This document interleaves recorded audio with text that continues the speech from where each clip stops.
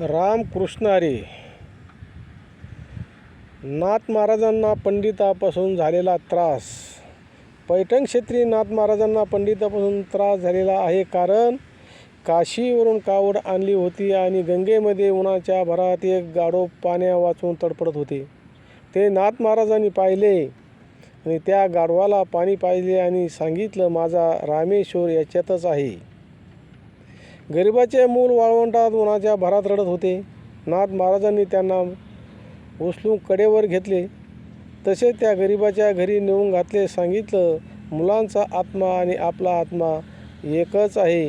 Ramakrishna Hari, Ramakrishna Hari, Ramakrishna Hari.